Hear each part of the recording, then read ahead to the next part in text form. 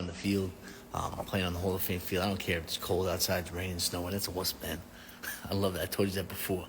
But this right here, train right here, boom, boom. Cleaned up everything indoor facility, right? Skill mills, ladder, hurdles, tires, everything, man. So I feel fast on this thing, extremely fast. Boom, it's already beeping. But like I told you before, if you're struggling out there, go for the great. Don't be okay with just being okay. Don't be good with just being good, man. Life is too short for that. Like I told you before, you deal with politics all your life. I dealt with politics in high school and college, and I went through that. It makes you a better person, better player. And I ignore all that negative noise, man. Ignore that talk. Sit there. If you listen to what somebody, their opinion, their negative opinion dictate what you can and cannot do, especially in my life when I was younger, I wouldn't have done everything I needed to, from New York to Florida to everywhere. All right?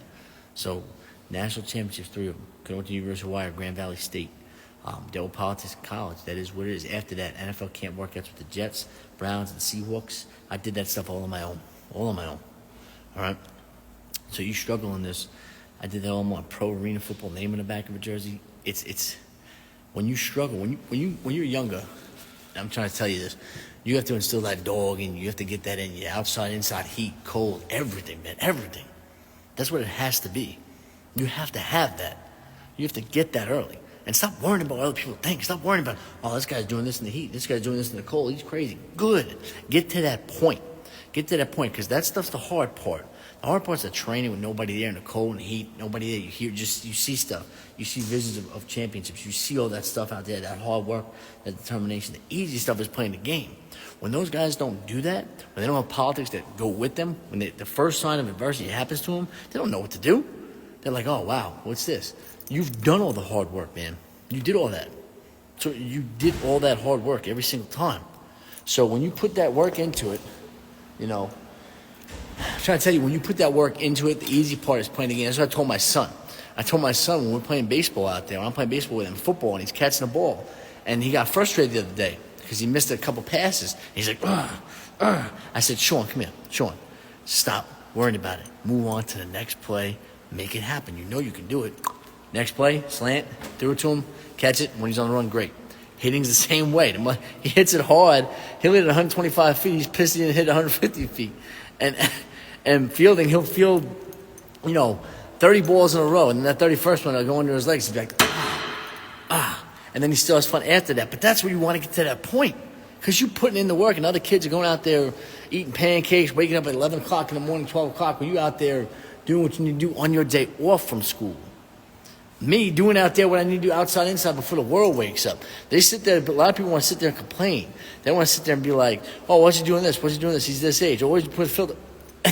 They're sitting there talking with nobody. They're sitting there trolling it up. They haven't done half the stuff you did in your life. They haven't. So you sit there and you block it off.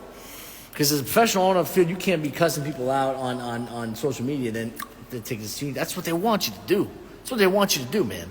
So I'm passionate about this. I'm passionate about football, my playing skills. I'm passionate about where I was when I was a kid, growing up in New York. I'm passionate about a lot of stuff, the upbringing, my parents.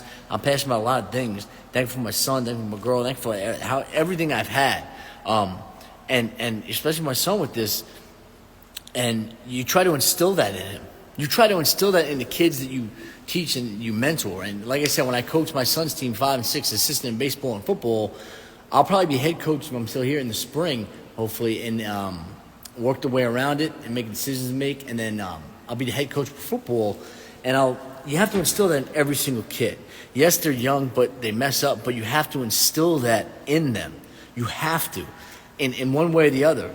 Kids react differently to how you're coaching them. You have to see that. When you're older, you have to instill hope in kids when they're high school, college. So you don't have the same depth chart all the time. I got the same depth chart all the time. So what happens when a kid comes up to practice and he's balling out in practice for those weeks? You going to sit him? What about that kid who's starting? He's messing up in practice. He don't care. No. I'm giving that kid a series. At Mount Union, I had to wait 1 year. I was out there playing, and we were out there, I think it was 2006. And I'm out there, and I played in some games, did good. And then practice, you'd be doing great in scout team against the starters. And then the coach would say, hey, throw it to the highlighted player. Highlighted player is triple cover. Of course it's going to be intercepted. When you go out there in one-on-ones, you want to go out there and shine. You want to go against the starters. You want to go out there and do that stuff, and don't let you to go against second team. And then when you go against the starters and do good in the scout team, and you're still on that same depth chart, when it comes November, that's why people quit, especially at the college, especially at Mount Union. They'll quit and they'll be frustrated. Meanwhile, the guys who've been playing will sit there and group up and be like, oh, yeah. Oh, hey, the coach is awesome. They don't know that. They weren't in those offices with those conversations with the head coach. They weren't in there. They weren't. But that is what it is. You would still hope you try to get those people in there to try to show them that they can play instead of quitting, having them quit in November or October saying the coach did this, and this. Fuck that, man. You're going to deal with a whole bunch of coaches that have the negative influence on a lot of stuff. You can deal with coaches that play politics. I've been on both sides of it. Let me tell you this, in a positive and a negative way. I hate both of them. All right? I hate both of them. Okay? I can't stand both of them. Okay? So, as an athlete, I see it. As an athlete, I see it. And when I'm coaching, I'd never want to do that ever. I don't deal with politics. I'm playing the great play. I'm playing the guy who works hard. I want to see him work hard. If the kid's not that great and he works his ass off during practices during the season, he gets better and better and better, I'm going to put him in for a series. I'm not going to just sit him with a clean jersey, go on scout team. And like I told you before, in 06, I'm out there and I'm kick off and punt, going out there and being the first one there, making tackles. And I'm still not playing as much as I should. That's what frustrated the hell out of me in 2006 at Mount Union. That is what it is. I should have played a lot more in 2006, especially 2008. But even after the fact, I've had that happen to me. I train, I do everything I need to. I instill that on my son.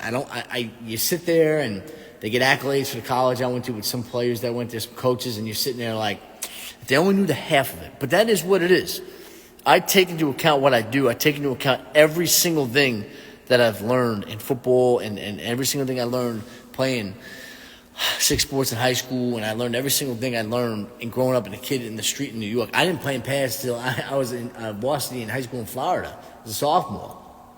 So people that play in pads when they're 7, 8, 9, you don't need to play in pads to be great at something. All right? You don't need to be pads and playing your whole life and make that a thing. Other than playing my whole life, that doesn't mean shit. I've seen people that play their whole life that are terrible at sports, that are terrible at football, and they don't have that dog in them. If they play their whole life and they have that instinct and they work hard, I'd rather have that. I'd rather have that than the ball that sits there that complains and sits there blah, blah, blah, blah, blah. I don't like that. That is what it is. As an athlete, when I'm playing, my teammates, I see that in my teammates. And I check them.